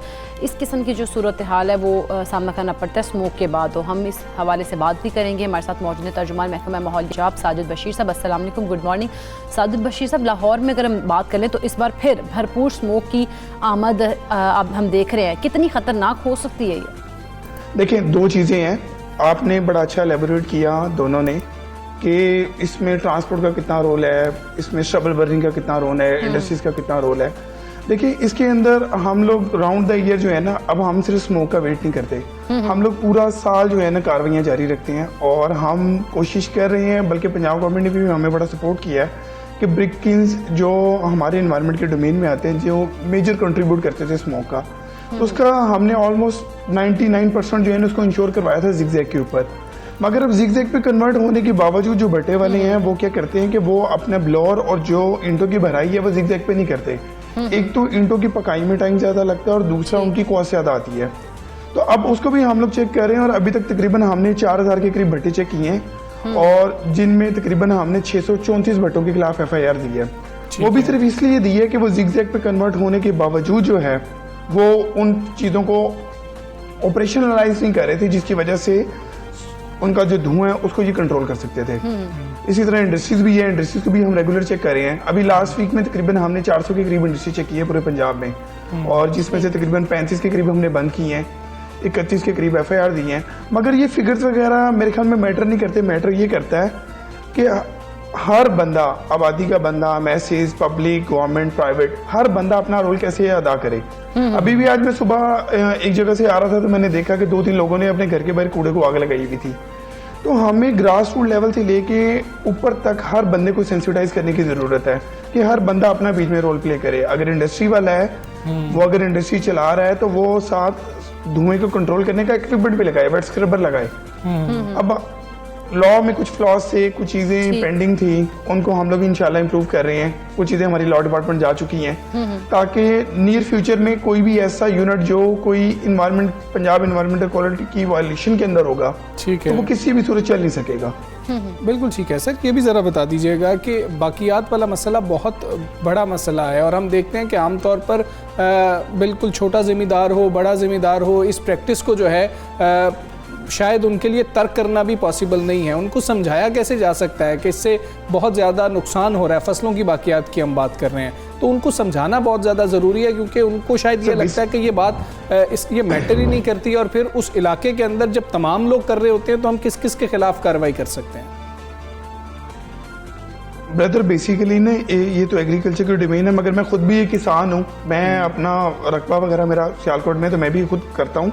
इसके अंदर ना दो चीज़ें हैं। इसके अंदर ना गवर्नमेंट को ना किसान को फैसिलिटेट करना होगा। देखो, जब मूंजी की कटाई होती है ना तो जो पीछे से जो स्ट्रबल के बाकियात बचती है ना, ये या तो रूटावेटर से तल्फ होती है या तवियों से होती है। लोगों के पास, जो आम किसान उसके पास अपना ट्रैक्टर तक नहीं है, वो किसी से हल चलवाता है। तो अगर वो किसी से रूटावेटर की उसके जरिए करवाता है, उसकी कॉस्ट बहुत बढ़ जाती है। तो उसके लिए आसान तरीका यही है कि भाई मैं आग लगा दूं, मेरी खाद की खाद है और मुझे कोई इतनी ज्यादा कॉस्ट भी नहीं आएगी। और आप देखें ये गंदम, चूंकि मूंजी की कटाई एक ही टाइम पर होती है और एक ही टाइम में जब पूरे पंजाब का 70% हिस्सा उधर आग लगी होगी, तो आप खुद हिसाब लगाएं कि स्मोक में वो कैसा कंट्रीब्यूट करेगा। और यही वो धुएं का चंक है जो मेरे ख्याल में मेजर जो रोल प्ले करता है स्मोक के ठहरने में और इसको प्रोलॉन्ग करने में। तो गवर्नमेंट को इसमें किसान को फैसिलिटेट करना चाहिए और मेरे ख्याल में देहातों के अंदर इनको एग्रीकल्चर अफसरों के साथ इनको पटवारी, सरकारी हेडमास्टर, हेल्थ वर्कर और जो गांव का नंबर आ रहा है, इनकी कमेटी बनाएं ताकि वो अपने किसानों को सेंसिटाइज भी करें और उनको डराएं कि यार अगर कोई फसल में आग लगाई तो हम खुद जो है ना एग्रीकल्चर वालों को बताएंगे कि तुमने आग लगाई है। ठीक है साहिब साहब, बहुत शुक्रिया आपका। सबसे पाकिस्तान बात कर रहे थे तो सूरत हाल ये है कि स्मोग में हम लोग क्या कर सकते हैं, हम लोगों के पास एहतियात के अलावा कोई ऑप्शन रह ही नहीं जाता है। अगर जो आज का एयर क्वालिटी इंडेक्स हमारे साथ साजिद साहब शेयर कर रहे थे वो भी अनहेल्दी है और उसको भी रेड में ही शो किया गया है और वो हमारी सेहत के लिए अच्छा नहीं है। बिल्कुल ऐसे ही हम लोग इनके स्मोक हम देख रहे हैं कि है तो सही एयर क्वालिटी इंडेक्स जितना भी है, लेकिन वो अनहेल्दी है, जो कि एक कहने के मीटर जो उन्होंने बनाया था उसके अंदर वो अनहेल्दी ही डिक्लेयर किया गया है। तो इस हवाले से सिर्फ हम एहतियात कर सकते हैं, जिस तरह मास्क की तो हमारी प्रैक्टिस है ही, आंखों के लिए हम हिफाजत के लिए कर सकते हैं, ग्लासेस लगा सकते हैं, तो इस किस्म की एहतियात गैर ज़रूरी तौर पर बाहर ना निकलें और बच्चों का बहुत ज़्यादा ख्याल रखें ऐसी सूरत हाल के अंदर। हम एक ब्रेक लेते हैं, ब्रेक के बाद वापस stay with us.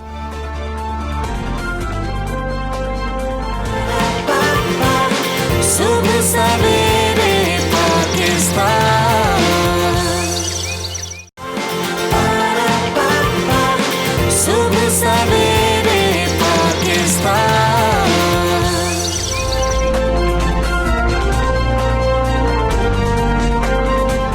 Welcome back to सुबह सवेरे पाकिस्तान और कुछ बात करेंगे क्रिकेट की। एक ट्रॉफी है, 16 उम्मीदवार हैं ओमान में T20 क्रिकेट की आलमी जंग जो है वो छिड़ती है। बिल्कुल ऐसी है, क्रिकेट दीवानों का जोशो खरोश भी आसमान से बातें कर रहा है और पहला मैच जो है वो मेज़बान ओमान ने जीत लिया है, लेकिन दूसरा मैच बहुत ज़्यादा इंपॉर्टेंट था जिसमें आगाज़ ही अगर कहा जाए वर्ल्ड कप का तो वो एक अपसेट से हुआ है और स्कॉटलैंड से हार गई है बांग्लादेश की टीम और उस टीम को इतना वीक समझा ही नहीं जा रहा था, खास तौर पे इन विकेट्स में। और अपने घर में किस तरीके से इन्होंने न्यूजीलैंड के साथ मामला किया। अच्छा हमजा, बांग्लादेश को देखा जाए तो बड़ी स्ट्रॉन्ग उसकी टीम मतलब एक कंसिडर की जा रही थी, मतलब उसके प्लेयर्स भी इतने ज़बरदस्त है, लेकिन एक वाकई में बड़ा अपसेट है कि स्कॉटलैंड जो है उसको मतलब उन्होंने मतलब। अच्छा, पाकिस्तान भी आज अपना पहला वार्म अप मैच खेलने के लिए जा रहा है, वेस्ट इंडीज़ के साथ मैच होगा, फिर साउथ अफ्रीका के साथ भी पाकिस्तान का मैच है, लेकिन नज़रें जो हैं पाक भारत टाकरे के ऊपर हैं कि जिससे पाकिस्तान बाकायदा तौर पर आलमी कप में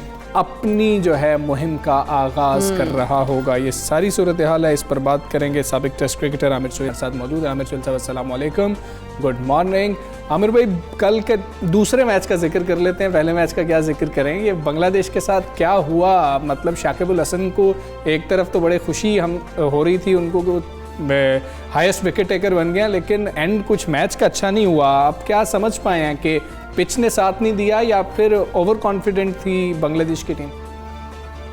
आई थिंक जो आपने दूसरी बात की है वो बिल्कुल सही है, ओवर कॉन्फिडेंट है, पोजीशन को बिल्कुल उन्होंने रिस्पेक्ट नहीं दी।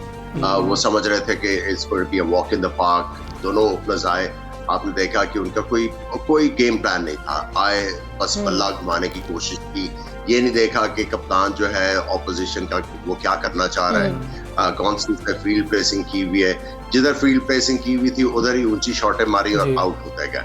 और उसके बाद प्रेशर जो है वो बढ़ता गया, बीच में आके दोबारा से बांग्लादेश ने संभाला दिया, लेकिन फिर वही कि हम आराम से जीत जाएंगे, इवन कि हमारी विकेटें जो है हमने लूज की हैं। वही जो ओवर कॉन्फिडेंस था और कंप्लेसेंसी थी वो उनके आड़े आई और एक मैच जो उनको जीतना चाहिए था वो हार गए और अब उन्होंने अपने लिए काफी ज्यादा मुश्किलात पैदा कर दी है। लेकिन हैविंग सेड दैट, स्कॉटलैंड की टीम को आपको बहुत ज्यादा अप्रिशिएट करना होगा कि उन्होंने 140 रन का टोटल भी जिस कमाल के साथ उन्होंने डिफेंड किया, कप्तानी बहुत अच्छी थी, फील्डिंग आउटस्टैंडिंग थी, उसके साथ बॉलर्स ने बहुत बिल्कुल ठीक है आमिर भाई।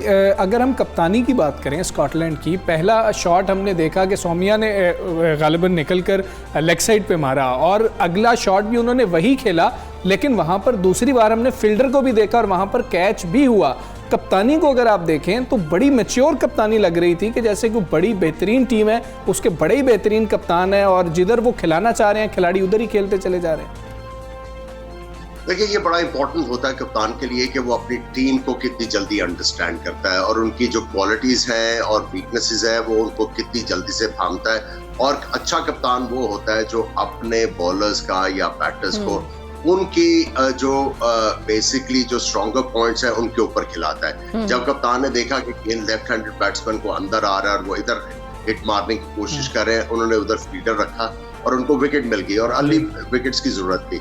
और कायल कोएत्जा जो है वो एक्सपीरियंस प्लेयर है और उन्होंने शो किया कि उनको अपनी टीम का पता है और अपनी टीम की एबिलिटीज का पता है, वो किस कंडीशंस में क्या उनके लिए टेबल पे ला सकते हैं। बिल्कुल ऐसे। अच्छा आमिर सुहेल साहब, अगर हम बात कर लें पाकिस्तानी टीम की, कौमी टीम जो है वर्ल्ड कप की तैयारियों के सिलसिले में आज वेस्ट इंडीज़ के खिलाफ वार्म अप मैच खेल रही होगी, तो कॉम्बिनेशन क्या होना चाहिए टीम का? देखिए कॉम्बिनेशन मेरा ख्याल है कि बाबर आजम ने वो बिल्कुल कैटेगोरिकली स्टेट किया हुआ है कि वो और रिजवान ओपन करेंगे। मैं समझता हूँ हैदर अली को नंबर 3 के ऊपर खिलाना चाहिए, उसके बाद चौथे पे हफीज, 5वें पे शुएब, छठे पे आपने ये देखना है कि आप किसके साथ कंफर्टेबल हो, फखर जमान या आसिफ अली के।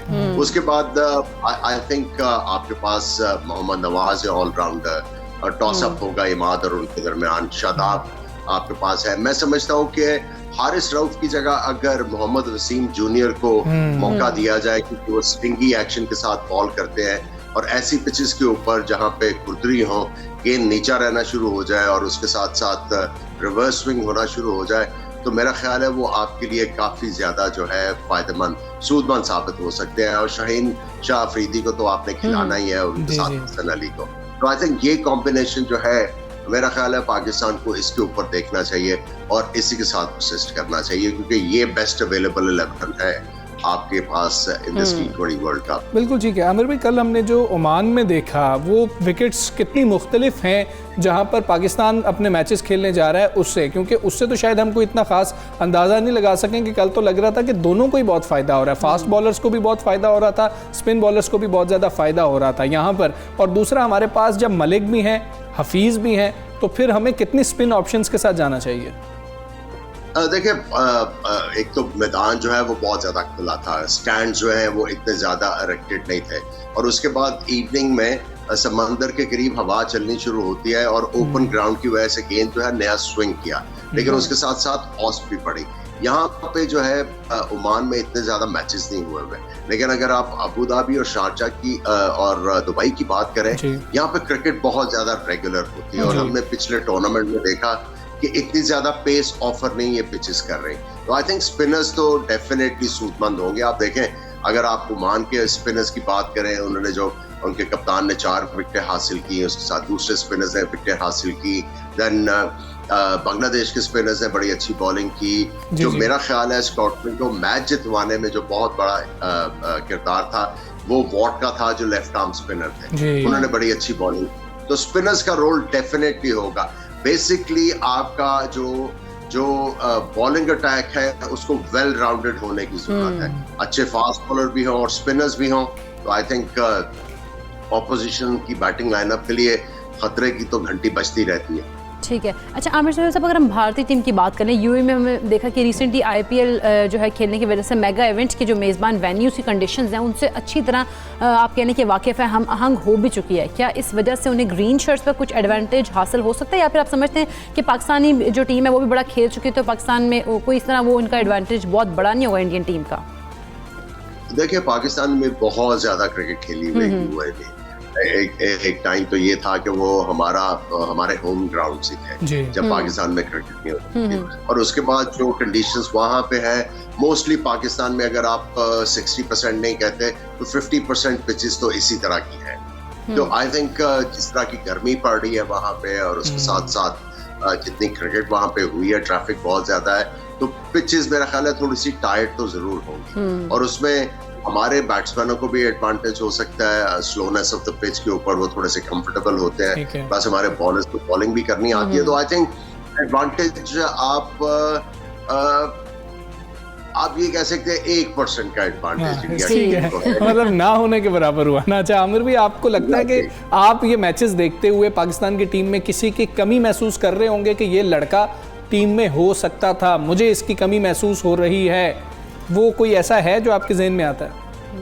आई थिंक मैंने 92 न्यूज़ के ऊपर ही कहा था, अभी टीम में चेंजेस नहीं हुई थी तो मैंने उस वक्त कहा था कि इफ्तिखार के बारे में सोचना चाहिए, क्योंकि एक तो वो अच्छी फॉर्म में है, प्लस ऑफ ब्रेक भी कर देते हैं, एक्सपीरियंस प्लेयर है, थिंकिंग क्रिकेटर है, तो अगर उनको शामिल कर लिया जाता तो बेहतर हो सकता था। लेकिन अब जितने भी जो भी आपके प्लेयर हैं, हमें दुआ ये करनी चाहिए ये अच्छा करें और उनकी यूटिलाइजेशन बहुत अच्छी है। ठीक है। अच्छा आमिर भाई, अब हमारे हेडन भी आ चुके हैं और फिलेंडर ने पाकिस्तान में ही ज्वाइन कर लिया था टीम को, लेकिन आप समझते हैं कि इतना मुनासिब वक्त होता है किसी की भी गेम को समझने के लिए, टेक्निक को देखने के लिए, क्योंकि बड़े खिलाड़ी हैं, हेडन की बात कर ली जाए तो बहुत बड़े खिलाड़ी हैं, वो उनको इतना टाइम नहीं लगेगा, उनको समझ लग जाएगी 1-2 सेशंस में ही कि किस प्लेयर का क्या रोल होना चाहिए, और वो देख भी रहे होंगे नेशनल T20 कप को, या फिर फ़र्क पड़ता है पहले ज्वाइन कर लेते तो ज़्यादा बेहतर था? देखिए, सबसे पहले तो एक चीज जो है वो बड़ी हैरानकुन है कि जो हमारे पाकिस्तान के कोचेस थे वकार और मिसबाह उल हक, अगर आप उनका एक्सक्यूज सुने तो वो ये कह रहे थे कि हमने अपनी फैमिली के साथ टाइम गुजारना है। अब वो जाके किसी टीवी के लिए वो ट्रांसमिशन कर रहे हैं, ट्रांसमिशन कर रहे हैं, तो ये क्वेश्चन मार्क बहुत बड़ा आ गया, ये सारा ड्रामा क्या था। और अब क्रिकेट बोर्ड को ये सोचना है, अगर उनकी गलती है तो उसको सुधारने की जरूरत है, अगर ये चिकन आउट किया है तो इनको फिर क्रिकेट के पास आने नहीं देना चाहिए, क्योंकि क्रूशियल टाइम के ऊपर देखिए मैथ्यू हेडन और फ्लेंडर की बात है। अब सबसे पहले तो हमें ये सोचना है इनको लाया क्यों गया, बिल्कुल इन दोनों का जो चॉइस हुआ है वो किस वजह से हुआ। ठीक है, अगर ये स्टेट कर दिया जाता तो हम बेहतर पोजीशन में होते कि बताया जाए, हम बता सकते हैं कि हाँ ये वाला काम कर सकते हैं। लेकिन आई थिंक 1 महीना पहले जो है वो इनको अनाउंस कर दिया गया था, टीमें भी जो है वो इनको पता था कम और बेश सारे लड़कों का, इन्होंने वीडियोस देखे होंगे, ऑपोजिशन के वीडियोस देखे होंगे। आई थिंक इनको अब तक पता चल जाना चाहिए कि पाकिस्तान के टीम के स्ट्रॉन्ग पॉइंट्स क्या हैं और वीक पॉइंट्स क्या हैं। जो इन कोचेस का काम है, जो वीक पॉइंट्स हैं उनको किसी तरह छुपाने की जरूरत है और ऑपोजिशन को अपने स्ट्रॉन्गर पॉइंट्स के ऊपर खिलाने की जरूरत है। अगर ये कर लेते हैं तो आई थिंक इनकी बहुत बड़ी कंट्रीब्यूशन होगी। बिल्कुल नहीं आमिर भी, अगर पाकिस्तान इंशाल्लाह, हम उम्मीद भी रखते हैं, टीम भी अच्छी है, वर्ल्ड कप जीत जाता है, तो जिन्होंने इतनी देर टीम के साथ मेहनत की, मिसबाह और वकार, उनको क्रेडिट देना चाहिए, या फिर जो अभी अभी आए हैं उनको क्रेडिट देना चाहिए? क्योंकि अगर खुदा न खास्ता पाकिस्तान की परफॉर्मेंस अच्छी नहीं रहती है तो हेडन और फिलेंडर तो यही कहेंगे कि जी कि हम तो अभी आए थे, हमें क्या पता था इस टीम का। देखिए, जब मिसबाह और वकार की बात कर रहे हैं तो उस वक्त तक आपकी टीम तो स्टेबल थी नहीं, कभी कोई खेल रहा है कभी कोई खेल रहा है। ओपनर जो है वो मिडिल ऑर्डर बैट्समैन बन गए, जो मिडिल ऑर्डर बैट्समैन थे वो ओपनर बन गए, तो आपने टांके ही लगाए हुए थे। क्रेडिट और डिसक्रेडिट की बात नहीं है, जो उस दिन जाके जो कर रहा है क्रेडिट तो आपने उसको देना है, क्योंकि ये तो टीम को छोड़ के चले गए ना, और इन्होंने टीम सेटल भी नहीं रखी हुई थी। आप देखें, आपको शुएब मलिक को वापस लेके आना पड़ा है, कुछ और प्लेयरों को वापस लेके आना पड़ा है, तो इसका मतलब है जो इन्होंने काम किया हुआ था इट वाज नॉट सैटिस्फैक्टरी। बिल्कुल ठीक है। अच्छा आमिर भी, आखिर में हमें ये भी आप प्लीज़ बता दीजिए कि आपको लग रहा है कि टीम ऐसी है जो फाइनल खेल सकती है? इतनी तगड़ी टीम बन गई है हमारा, अगर देखा जाए तो बैटिंग डेप्थ भी है, बॉलर्स के साथ बैटिंग डेप्थ भी है, अगर वसीम को डाल लेते हैं तो शायद 9वें नंबर तक छक्के लग सकते हैं। देखिए, हमें फाइनल को तो अभी नहीं सोचना चाहिए, हमें तो सेमीफाइनल तक जाने का सोचना चाहिए, क्योंकि अगर आप सेमीफाइनल तक पहुंच जाते हैं तो फिर फाइनल में जाने के भी रास्ते खुल जाते हैं। तो पहला आपका ऑब्जेक्टिव ये है कि आपने सेमीफाइनल में पहुंचना है। अब उसके लिए मैं समझता हूँ आपके पास टीम तो है, लेकिन मैं ये इस साथ साथ ये कहूंगा कि ये जो शुएब मलिक और कुछ और प्लेयर पाकिस्तान टीम में वापस आए हैं, उससे आपका जो है पूरा जो अभी सिस्टम आपने क्रिकेट का नया डाला है वो एक्सपोज हो गया है, क्योंकि इट्स नॉट प्रोड्यूसिंग एनीथिंग। आपको वापस ही जाना पड़ रहा है, तो इसका मतलब यह है कि नथिंग इज हैपनिंग। सो हमें अपना जो क्रिकेट का सिस्टम है, जो 6 टीमें हमने लिमिट कर दी हैं, उसके बारे में भी अब सोचना होगा, उसको भी रिव्यू करना होगा। और मैं समझता हूँ कि हमारी टीम अगर अगर जो पोटेंशियल है उसके ऊपर खेलती है, और जिस तरह मैंने कहा कि अपनी स्ट्रॉन्गर पॉइंट्स के ऊपर खेलते हैं और ऑपोजिशन को अपने जो वीक पॉइंट्स हैं उनको एक्सप्लॉइट करने की इजाजत नहीं देते, तो हम सेमीफाइनल तक तो पहुंच सकते हैं। जो कंडीशंस हैं, जो टीम का बैलेंस है, डेफिनेटली हमारे चांसेस बहुत ज्यादा है। बिल्कुल ठीक है आमिर सुहेल साहब, बहुत शुक्रिया आपका। सबसे से आप बात कर रहे थे, चांसेस हम भी यही दुआ करते हैं कि चांसेस अगर हैं तो अल्लाह करे कि जरूर पहुंचे। पोटेंशियल है, पोटेंशियल के वो यूटिलाइजेशन भी देखनी है कि किस तरह से होती है, फैसले क्या किए जाते हैं, किस खिलाड़ी को किस नंबर पर खिलाया जाता है और फिर वो खिलाड़ी ग्राउंड में जाकर क्या करता है। लेकिन आज के मैच से काफ़ी कुछ क्लियर हो जाएगा कि पाकिस्तान इंडिया के खिलाफ क्या सोच रहा है, कि कैसे हमने जाना है और किस तरह से खिलाड़ियों को उतारना है ग्राउंड के अंदर। अब हम आगे बढ़ेंगे, कुछ बात करेंगे आंखों की, क्योंकि आंखें जो हैं अल्लाह ताला की अता की हुई अजीम नेमतों में से एक हैं, मगर हम इनकी कदर नहीं करते हैं, जिसकी वजह से बिनाई के मुख्तलिफ मसाइल से दो चार होते हैं।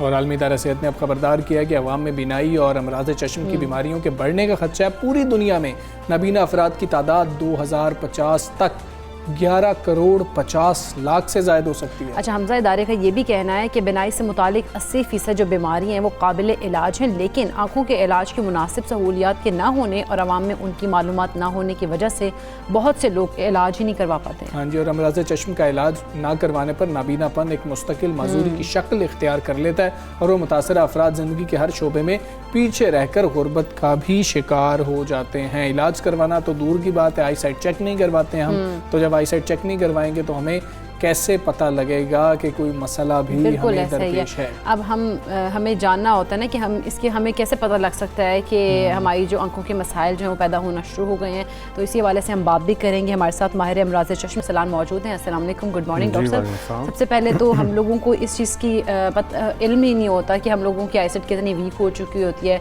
क्या सिम्टम्स हो जाते हैं। हम अगर स्टार्टिंग की बात करें कि हमें पता लग जाता है कि हमारी आंखें जो है वो या आईसाइट जो है वो वीक होने लग गई है, हमें चेक करवा लेना चाहिए। जी, इसमें जो WHO की जिस तरह अभी आपने एक स्टडी का भी जिक्र किया है, जिसमें WHO की रिकमेंडेशंस हैं वो ये कहती हैं कि बच्चों में हमें ये काम शुरू कर देना चाहिए और बाहर तमाम बच्चों को जो स्कूल गोइंग एज के अंदर होते हैं उनके पहले आई के चेकअप्स होते हैं। और उसके बाद एनुअल चेकअप्स जो है वो किए जाते हैं। कोई भी मसला जब शुरू हो रहा होता है तो उसके ज़ाहिर होने से पहले बहुत सारी ऐसी अलामात हैं जो कि एक डॉक्टर डिटेक्ट कर सकता है या देख सकता है, जान सकता है। इन टाइम जो उसका इलाज है वो शुरू कर दिया जाए तो जिस तरह आपने अभी जिक्र किया कि 80% of the all the eye problems they are treatable. जिस वक्त हमारे पास अक्सर यहाँ पाकिस्तान में जिस तरह आपने देखा है कि इकॉनमी एक बहुत बड़ा मसला है, हमारी 60% 50% पॉपुलेशन गांव में देहात में रहती है और इवन शहरों के अंदर भी जो सहूलियात हैं, हॉस्पिटल्स हैं, वो इतने प्रॉपर वेल इक्विप्ड नहीं हैं और जो हैं वो भी ओवरबर्डन्ड है। वहाँ रश इतना ज़्यादा है। पब्लिक सेक्टर में आप चले जाएं हॉस्पिटल्स के अंदर तो वहाँ जाना, चेकअप करवाना पूरा एक प्रोसेस होता है। तो इन चीज़ों को बेहतर करने की ज़रूरत है। और अगर हम आई के या आँखों के हवाले से बात करें तो आँखें एक ऐसी चीज़ हैं क्योंकि हर इंसान को किसी न किसी स्टेज के ऊपर एक बहुत वाइटल ऑर्गन है ना, अगर ये इफ़ेक्ट होगा तो आप अपने पैरालाइज हो जाते हैं, बाकी एक्टिविटीज़ से भी चले जाते हैं। तो एक प्रॉपर स्क्रीनिंग मैकेनिज़्म डेवलप करना चाहिए, अवेयरनेस प्रोग्राम्स होने चाहिए, लोगों को बताया जाना चाहिए जिस तरह आपने अभी एक एफर्ट किया है, ये एक सेगमेंट है। तो ये बहुत एक अच्छा तरीका है कि लोगों को, क्योंकि जो अब WHO और वर्ल्ड ऑर्गेनाइजेशंस इस चीज़ पे फोकस कर रही हैं कि देखें प्रिवेंशन इज़ ऑलवेज बेटर। ठीक है, उसको पहले आप जो कम्युनिटी हेल्थ के हमारे जितने प्रोफेशनल्स हैं वो इस चीज़ पे फोकस करते हैं कि पहले रोका जाए, अवेयरनेस दी जाए, क्योंकि ये बर्डन जितना बढ़ता जाएगा इसका। अच्छा डॉक्टर साहब, ये ज़रा बताएं हमें कि बीमारी हम आँख की किस चीज़ को कंसिडर कर रहे होते हैं? नज़र का कमज़ोर हो जाना ये एक बीमारी कंसिडर किया जाता है इसको भी, या ये बीमारी नहीं है, या किसी इतने नंबर अगर आपका हो गया, वीक हो गई है, फिर हम इसको बीमारी समझेंगे? क्या चीज़ होती है जिसको बीमारी भी समझें हम नज़र के मामले में? जी देखिए, खाली ऐनक का लग जाना बीमारी नहीं है किसी सूरत में भी। ये एक रिफ्रैक्टिव एरर है आँख की बनावट के हिसाब से। कई दफ़ा आँख की फोकसिंग इस तरह होती है कि आपको ग्लासेस की ज़रूरत होती है फोकस करने के लिए, लेकिन जब एक लिमिट होती है उससे ज़्यादा ये बढ़ जाए और आपकी नॉर्मल एक्टिविटीज़ डिस्टर्ब होनी शुरू हो जाएं तो उस वक्त हम इसको बीमारी लेबल कर देते हैं। अभी जो देखा जा रहा है, जिस तरह ये जिस स्टडी का हमने जिक्र किया, उसमें ये है कि कई बीमारियां ऐसे जो पहले बहुत कम होती थीं अब वो बढ़ती जा रही हैं। मिसाल के तौर पे सफ़ेद मोतिया अर्ली एजेस के अंदर आना शुरू हो गया। काला मोतिया जो है उसकी तेज़ी से उसकी जो पेशेंट्स हैं उसमें इजाफा हो रहा है। फिर इसी तरह जो सबसे ख़तरनाक चीज़ हमारे यहाँ देखने में आ रही है और एज एन आई प्रोफेशनल हम डेली बेसिस पे वो देखते हैं, वो ये है कि शुगर और इससे रिलेटेड जो आँख के प्रॉब्लम्स हैं वो बहुत तेज़ी से बढ़ रहे हैं। डायबिटीज़, हाइपरटेंशन और ये सारे अमराज चूँकि हमारी sedentary lifestyle, eating habits, lack of exercise, indoor activities, इनकी वजह से बढ़ते जा रहे हैं। डॉक्टर साहब आप शुगर का जिक्र कर रहे हैं, बड़ा इंपॉर्टेंट है यहाँ पे पॉइंट, इसको भी प्लीज़ एड्रेस कर दीजिए। लोग ये आमतौर पर तासुर है हम तमाम लोगों में कि शुगर की वजह से अगर नज़र कमज़ोर हो रही होती है उसका कोई इलाज नहीं है, कोई हल नहीं है, उसको ट्रीट किया ही नहीं जा सकता। जी, इसके लिए थोड़ा सा आप ही की बात को मैं लेके चलूँगा कि देखें ये एग्जैक्टली इसी तरीके से है जिस तरह शुगर इटसेल्फ है। ठीक है, अगर तो शुगर को जो लोग हमने देखे हमारे कई पेशेंट बहुत अच्छे तरीके से लेके चलते हैं और बहुत बिल्कुल नॉर्मल और हेल्दी लाइफ अपनी गुजार रहे होते हैं, तो इसी तरीके से अगर आप शुगर को कंट्रोल अच्छा रखेंगे तो आँखों का इलाज भी कामयाब होगा। और अगर शुगर का कंट्रोल अच्छा नहीं होगा, आँखों में शुगर की वजह से जो बीमारियां आती हैं और उसकी वजह से नज़र जो हमारी डिस्टर्ब होती है, वो तभी ये मामलात इस हद तक पहुंचते हैं जब हम शुगर का कंट्रोल भी अच्छा ना करें। तो हम सबसे पहले अपने पेशेंट को यही बताते हैं कि देखें, मैं तो अपने पेशेंट्स को यही गाइड करता हूँ, आपका मैं तभी इलाज शुरू करूँगा जिस वक्त आप अपनी शुगर कंट्रोल करेंगे, अदरवाइज़ मेरा इस इलाज में कोई फ़ायदा होगा नहीं, क्योंकि वो हम एक स्टेप आगे जाएंगे और 2 स्टेप पीछे आएंगे। बिल्कुल ऐसे। अच्छा डॉक्टर साहब, आपने सफ़ेद मोती की बात की कि अब ये अर्ली एजेस जो हैं उनमें भी देखा जा रहा है, इसकी जो बेसिक रीजंस हैं वो क्या हो सकते हैं कि मतलब सफ़ेद मोती आम हो गए, काफ़ी ज़्यादा तादाद में अब तो लोगों में हो रहा है? देखें, जिस तरीके से आपने आज से अगर 10-15 साल पीछे चले जाएँ तो हॉस्पिटल्स खाली हुआ करते थे, इतना रश नहीं होता था। तो इसी तरीके से जिस तरह बाकी सारी बीमारियां जनरल हेल्थ डिस्टर्ब हो रही है, तो उसी तरीके से आँख या आँख से रिलेटेड प्रॉब्लम्स भी उसी स्पेक्ट्रम का हिस्सा हैं। और शुगर, दिल के अमराज, इन सारी चीज़ों से सफ़ेद मोतिये का डायरेक्ट लिंक है। जब वो अर्ली स्टेजेस के अंदर आने शुरू हो गए हैं, आपकी आँख की जो न्यूट्रिशन है, ब्लड की सप्लाई, बाकी सारी चीज़ें, ऑक्सीजनेशन, ऑक्सीजन की ये कॉम्प्रोमाइज़ होती हैं, तो इसी तरीके से फिर सफ़ेद मोतिया भी अर्ली स्टेजेस के अंदर जो है वो इवन बच्चों के अंदर बहुत ज़्यादा केसेस अब रिपोर्ट हो रहे हैं पैदाइशी सफ़ेद मोतिये के। तो सफ़ेद मोतिया भी है, फिर काला मोतिया, वो भी काला मोतिया भी डायरेक्टली वास्कुलर डिजीज़ या खून से रिलेटेड जो हमारे प्रॉब्लम्स हैं उनसे लिंक है। तो ये एक आँख की जो बीमारियां ये अलग से नहीं है कुछ, ये जिस तरह बाकी जिस्म में चेंजेस आती हैं उसके साथ ही लिंक्ड है सारी की सारी। तो वो जो वजह से इफेक्ट पड़ता है। जी बिल्कुल बिल्कुल। अच्छा डॉक्टर साहब, एक शख्स की नज़र कमज़ोर हो गई है, क्या उसको कुछ भी ट्रीट किए बगैर वो वापस आ सकती है? कोई ऐसी एक्सरसाइजेज मौजूद हैं? जैसे कहा जाता है कि आप सब्ज़े को देखें, आपकी आंखें जो हैं वो बेहतर हो जाएंगी। देखें, ये बात किसी हद तक तो ठीक है, लेकिन इसके ऊपर कोई डॉक्यूमेंटेड रिसर्च या कोई बहुत ज़्यादा इस तरह की कोई सॉलिड एविडेंस मौजूद नहीं है। लेकिन बहरहाल कुछ चीज़ें एविडेंस बेस्ड होती हैं, यानी कि उस चीज़ की कोई लॉजिकल एक्सप्लेनेशन तो मौजूद नहीं होती है, लेकिन जो लोग उस रूटीन को फॉलो कर रहे होते हैं उनमें मसले और बीमारियां कम होती हैं। तो आउटडोर एक्टिविटीज़ डेफिनेटली आँख की सेहत और उसकी जो हेल्थ है उसके लिए अच्छी हैं as compare to indoor activities. ठीक है डॉक्टर साहब, ये जो 20% बीमारियां हैं, 80% तो वो हैं जो जिनका इलाज मुमकिन है और अगर आपसे लोगों से रिजू कर लिया जाए तो वो इलाज हो सकता है, लेकिन वो 20% बीमारियों का इलाज क्या तरक्की पजीर ममालिक में नहीं है, तरक्की याफ्ता ममालिक में भी नहीं है? जी, कुछ बीमारियां बिल्कुल ऐसी हैं जिस तरह कई कंजेनिटल डिजीज़ होते हैं, यानी पैदाइशी बीमारियां हैं इस तरह की जिनका ताल्लुक़ आँख के पर्दे से है, और कई बीमारियां ऐसी हैं जो मौजूद शुरू से होती हैं लेकिन एज के साथ साथ वो अपने आप को ज़ाहिर करती हैं। तो ज़्यादातर ये कंजेनिटल डिजीज़ होते हैं जिसके अंदर इलाज मुमकिन नहीं होता, लेकिन उसके अंदर भी जो तरक्की याफ्ता ममालिक हैं उसमें पेशेंट की वेलफेयर और उसको शुरू से ही डॉक्यूमेंट करके और इस तरह के लाइफस्टाइल में डाला जाता है कि वो बोझ नहीं बनता सोसाइटी के ऊपर। अपनी प्रोफेशनल एक्टिविटीज़ उसी हिसाब से मॉडिफाई करते हैं। हमारे यहाँ चूँकि हेल्थ फैसिलिटीज़ भी नहीं हैं, गाइडेंस भी नहीं है, सोशल वेलफेयर का जो सिस्टम है वो बहुत वीक और पुअर है, क्योंकि यहाँ पर मसाइल भी ज़्यादा हैं। डॉक्टर साहब बहुत शुक्रिया आपका, सुबह सवेरे पाकिस्तान का आप हिस्सा बने, बड़ा अहम मौजूद था, आप हमारी रहनुमाई कर रहे थे। प्रोग्राम का वक्त ख़त्म हुआ, हमें इजाज़त दीजिए, अपना बहुत ख्याल रखिए, अल्लाह हाफ़िज़।